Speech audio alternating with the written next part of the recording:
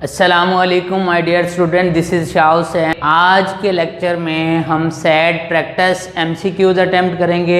हमारे पास first MCQs है, वर्ड प्रॉब्लम है, what is the area of a rectangle. हमें रेक्टेंगल का एरिया फाइंड करना है। तो सबसे पहले यहाँ पर आपको समझाने के लिए रेक्टेंगल ड्रा कर लेता हूँ। ये हमारे पास एक रेक्टेंगल है, हमें इस रेक्टेंगल का एरिया जो है फाइंड करना है। तो सबसे पहले हमें रेक्टेंगल के एरिया का फार्मूले का पता होना चाहिए। अगर हमारे पास लेंथ x है, विड्थ y है, तो एरिया ऑफ रेक्टेंगल होता है लेंथ इंटू विड्थ। ये हमारे पास एरिया ऑफ रेक्टेंगल का डियर स्टूडेंट फार्मूला होता है। एरिया फाइंड करना है, हुज लेंथ इज, इसकी ये जो लेंथ है x, ये क्या है, इज ट्वाइस इट्स विड्थ, ये विड्थ का डबल है। तो मैं कह सकता हूँ यहाँ पर x किसके इक्वल है, x इक्वल है टू y के according to condition. And whose perimeter is, और इसका जो पेरीमीटर है, यहाँ पर पेरीमीटर राइट करते हैं। सबसे पहले आपको पता होना चाहिए पेरीमीटर ऑफ अ रेक्टेंगल क्या होता है, सम ऑफ ऑल साइड, तमाम साइड का सम जो है वो क्या होता है, पेरीमीटर होता है। तो डियर स्टूडेंट आप नोटिस करें, अगर यहाँ पर विड्थ y है तो डेफिनेटली ये विड्थ भी y होगी, और लेंथ अगर 2y है यानी विड्थ का डबल है तो यहाँ पर भी क्या होगा, 2y होगा। तो हम कह सकते हैं यहाँ पर सबको ऐड करेंगे, तमाम साइड का सम करेंगे तो वो पेरीमीटर होगा 1y plus 1y plus 2y plus 2y। इसको ऐड करेंगे तो ये हमारे पास कितना बनेगा, 6y। 2 और 2 4, 4 और 2 6। ये हमारे पास perimeter of a rectangle given है। Is equal to that of a square. इसका जो पेरीमीटर है वो उस स्क्वायर के पेरीमीटर के इक्वल है, हुज एरिया इज 1 यूनिट, जिसका एरिया हमारे पास 1 यूनिट है। अब ये आपने समझना है, एक हमारे पास रेक्टेंगल है, रेक्टेंगल का एरिया हमने कैलकुलेट करना है। रेक्टेंगल की जो लेंथ है वो विड्थ से डबल है, तो इसका मतलब अकॉर्डिंग टू कंडीशन यहाँ से इतनी बात कंफर्म हो चुकी है कि लेंथ क्या, विड्थ का डबल है, तो ये बनेगा 2y into y is equal to 2y square. ये इस वक्त हमारे पास एरिया आ चुका है। अब डियर स्टूडेंट हमें जस्ट y की वैल्यू चाहिए। अगर मुझे y की वैल्यू मिल जाए तो मैं यहाँ पुट करूँगा, हमें रिक्वायर्ड एरिया मिल जाएगा। y की वैल्यू हमें मिल रही है पेरीमीटर से। अब उसने कहा है कि इस रेक्टेंगल का जो पेरीमीटर है ये क्या है, ये एक उस पेरीमीटर के इक्वल है जिसका हमारे पास उस स्क्वायर के पेरीमीटर के इक्वल है जिसका एरिया हमारे पास 1 यूनिट है। तो डेफिनेटली अगर हमारे पास ये स्क्वायर है, ठीक है, इसकी लेंथ विड्थ सेम है, अगर ये स्क्वायर है तो डेफिनेटली इसकी लेंथ विड्थ क्या है, सेम। ये भी 1 है, ये भी 1 है, ये भी 1। तो यहाँ पर पेरीमीटर ऑफ अ स्क्वायर क्या होगा, 1 प्लस 1 प्लस 1 प्लस 1 यानी 4। तो हम कह सकते हैं पेरीमीटर इसका किसके इक्वल है, 4 के 6y। तो यहाँ से y की वैल्यू क्या आएगी, 2/3 इज इक्वल टू y। अब अगर मैं y की वैल्यू यहाँ पुट करता हूँ तो ये 2 इंटू 2/3 का होल स्क्वायर। तो आप नोटिस करें 2 का स्क्वायर 4, 4 टू द 8 और 3 का स्क्वायर 9। तो ये हमारे पास एरिया क्या आ रहा है, एरिया आ रहा है हमारे पास 8/9, जो कि हमारे पास डेल्टा ऑप्शन है, जो सूटेबल ऑप्शन है। तो अगर आपको बेसिक कॉन्सेप्ट है तो डायरेक्ट हमने एक इक्वेशन से वैल्यू सेपरेट करके सेकंड में हमने पुट करनी है। नेक्स्ट हमारा क्वेश्चन है, jar contain 10 red marbles and 30 green marbles. Jar है, बॉक्स है, लाइक अ बॉक्स, उसमें टोटल कितनी मार्बल्स है, 10 रेड हैं और 30 ग्रीन मार्बल्स हैं।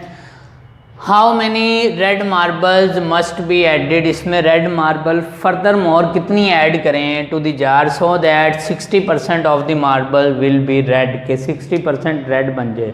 तो डियर स्टूडेंट सबसे पहले तो हमें ये पता होना चाहिए कि हमारे पास एक जो जार है उसमें रेड मार्बल कितनी है, रेड मार्बल हैं 10, उसमें ग्रीन मार्बल कितनी है 30, उसमें टोटल मार्बल कितनी है 40। अब यहाँ पर अगर हमारा क्वेश्चन ये होता कि क्या कितने परसेंट मार्बल जो हैं वो रेड हैं, तो वो हमने ऐसे कैलकुलेट करना था। टोटल कितनी थी, टोटल हमारे पास थी 10, रेड मार्बल टोटल कितनी है, वो हमारे पास 10, और टोटल मार्बल्स कितनी है हमारे पास 10 प्लस 30, वो हमारे पास है 40। इसको अगर मैं सॉल्व करता तो 1/4 का मतलब है 25%। 25% जार में जो मार्बल हैं वो कौन सी हैं, वो रेड मार्बल हैं। लेकिन उसने ये नहीं पूछा, ये हमारा क्वेश्चन नहीं है। उसने हमें ये कहा है कि जार में कितनी फर्दर मार्बल ऐड करें कि हमारे पास जो परसेंटेज है वो क्या बन जाए 60%। तो डियर स्टूडेंट हमारा क्वेश्चन ये है, ऑलरेडी 10 मार्बल हैं, इसमें कितनी मार्बल ऐड करें और ये क्या बन जाए, ये बन जाए 60%। अब आप नोटिस करें, जब मैं 10 मार्बल में फर्दर मोर मार्बल ऐड कर रहा हूँ रेड, तो डेफिनेटली टोटल में भी ऐड हो रहा है। पहले टोटल कितनी थी 40, अब जो हमने ऐड किए हैं वो यहाँ भी ऐड होगा और किसके इक्वल आना चाहिए, इक्वल आना चाहिए 60% के।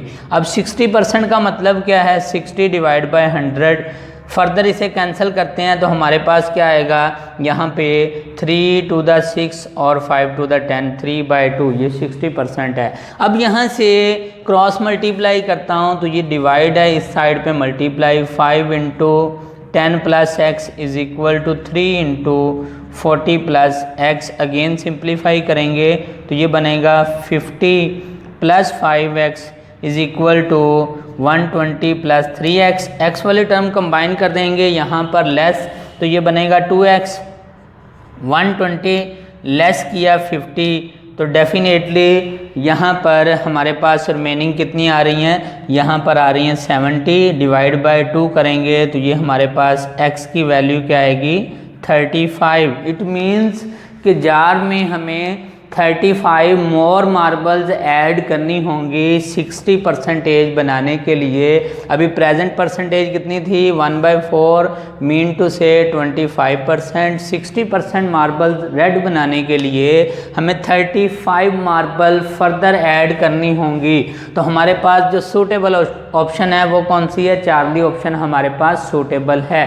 नेक्स्ट है हमारे पास question, if the sum of 5 consecutive even integer is 740, what is the largest of these integer। तो उनमें से लार्जेस्ट इंटीजर कौन सा होगा। डियर स्टूडेंट हमें लार्जेस्ट इंटीजर फाइंड करना होगा। देखने में यहाँ से आपको लगता होगा कि ये लार्जेस्ट इंटीजर है, नहीं ऐसा नहीं है। हमें इस कंडीशन के तहत लार्जेस्ट इंटीजर फाइंड करना है। तो सबसे पहले आपको मैं की बता दूँ, अगर हमें कंजक्टिव इंटीजर फाइंड करने हो तो कंजक्टिव इंटीजर कौन से होंगे, फर्स्ट है x, सेकंड है x + 1 next, x + 2 next, x + 3 next, x + 4 next, x + 5 up to so on. ये हमारे पास कंजक्टिव इंटीजर्स हैं। अब आप नोटिस करें इसमें इवन भी हैं, इवन कंजक्टिव इंटीजर भी हैं और ऑड भी।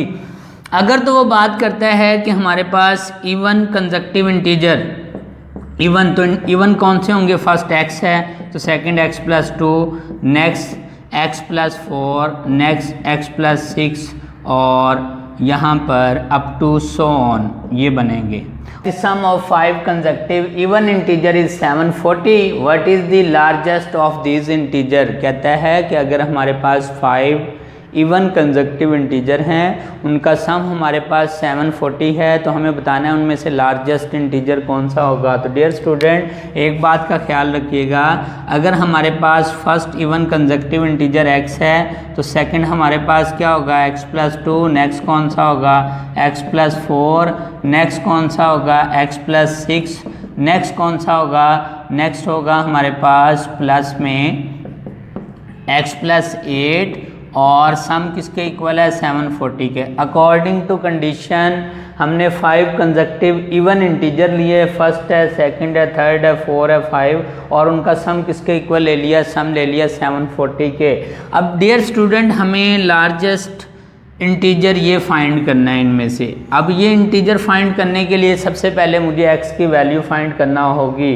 तो x की वैल्यू के लिए ऐड करता हूँ 1 2 3 4 5, कितने हैं हमारे पास 5x। कांस्टेंट ऐड करता हूँ 2 + 4 6, 6 + 6 12, 12 + 8 20 और इक्वल किसके है 740 के।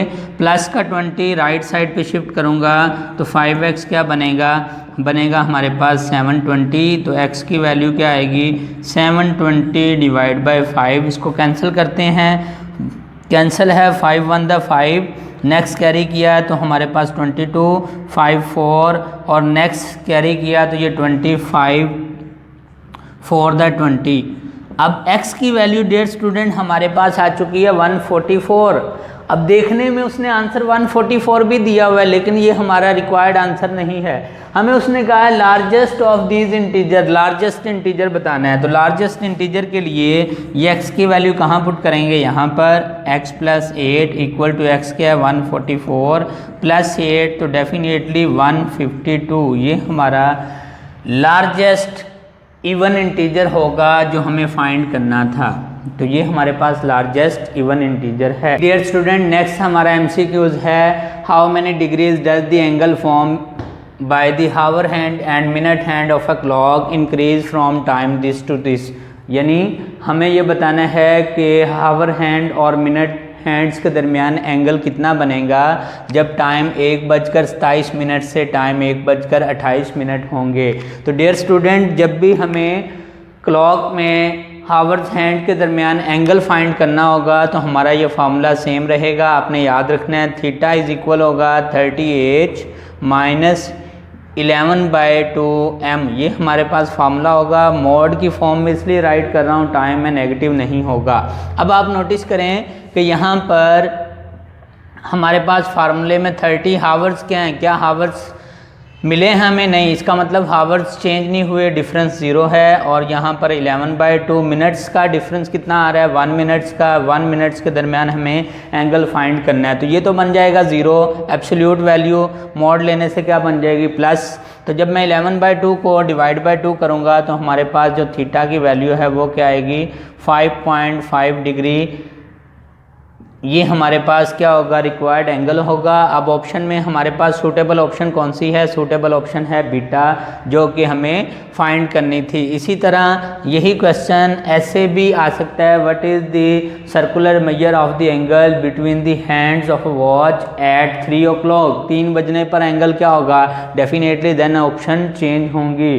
तो ऐसा कोई भी क्वेश्चन हो हम इस फार्मूले की हेल्प से सॉल्व कर सकते हैं। नेक्स्ट है हमारे पास MCQs, if the average arithmetic mean of 2, 7 and x is 12, what is the value of x। तो डियर स्टूडेंट, हमने ऑलरेडी स्टडी किया हुआ है। अगर हमें सिंपल अरिथमेटिक मीन फाइंड करना हो तो जितने नंबर हों हम उनको सम करके उनकी तादाद पर डिवाइड कर देते हैं। अब आप नोटिस करें, अकॉर्डिंग टू कंडीशन सम करना है 2 का 7 का प्लस x का, डिवाइड बाय जब मैं 3 करूँगा तो इनका अरिथमेटिक मीन गिवन है, अरिथमेटिक मीन गिवन है 12, डिवाइड है मल्टीप्लाई करेंगे ऐड करेंगे 9 plus x is equal to 36। तो जब मैं 36 से 9 लेस करूँगा तो क्या आएगा 27। यानी हमारे पास सूटेबल ऑप्शन कौन सी है, delta option is suitable option.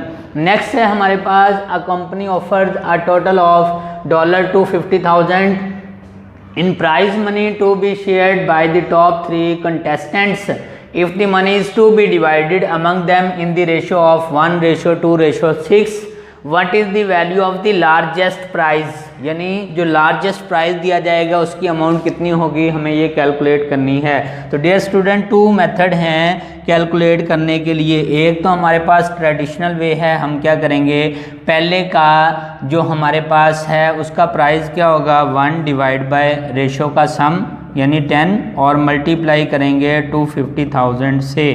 तो डेफिनेटली ये क्या आएगा 25,000 आ जाएगा डॉलर्स में फर्स्ट का प्राइस। सेकंड का प्राइस क्या होगा हमारे पास, सेकंड की रेशो है 2/10 मल्टीप्लाई बाय 25,000 तो 250,000 सिंप्लीफाई करूँगा तो डेफिनेटली ये हमारे पास बनेगा $50,000। ये हमारे पास सेकंड प्राइस की अमाउंट आ जाएगी। थर्ड की रेशो है 6/10 मल्टीप्लाई बाय 250,000, सिंप्लीफाई करूँगा 0 कैंसिल, 25,000 को 6 से मल्टीप्लाई करूँगा तो हमारे पास क्या आएगा 150,000। ये हमारे पास थर्ड प्राइस होगा जो कि लार्जेस्ट प्राइस होगा। स्मॉलेस्ट प्राइस कौन सा होगा 25,000 अमाउंट का, और सेकंड होगा हमारे पास प्राइस जो है वो हमारे पास इसको सिंप्लीफाई किया है तो 50 यहाँ पर 50,000 का, और थर्ड है 1,50,000 का। सेकंड ऑप्शन क्या थी, सेकंड ऑप्शन ये थी, हम इसको ऐसे भी राइट कर सकते हैं 1x plus 2x plus 6x equal कितनी अमाउंट है, अमाउंट टोटल अमाउंट है हमारे पास 2,50,000। ये हमारे पास टोटल अमाउंट है। ऐड करेंगे 10x $250,000। आप नोटिस करें एक ज़ीरो वैसे ही कैंसिल, तो एक्स की वैल्यू क्या है हमारे पास $25,000। ये हमारे पास एक्स की वैल्यू आ चुकी है। अब डेफिनेटली थर्ड प्राइस की रेशो क्या है 6, तो इसको मैं 6 से जब मल्टीप्लाई करूँगा तो हमारे पास $150,000 अमाउंट आ जाएगी थर्ड प्राइस की, जो कि हमारा लार्जेस्ट प्राइस होगा। तो डियर स्टूडेंट, ये था आज का लेक्चर प्रैक्टिस सेट एमसीक्यू से रिलेटेड। अपना बहुत सा ख्याल रखिएगा। Thank you so much.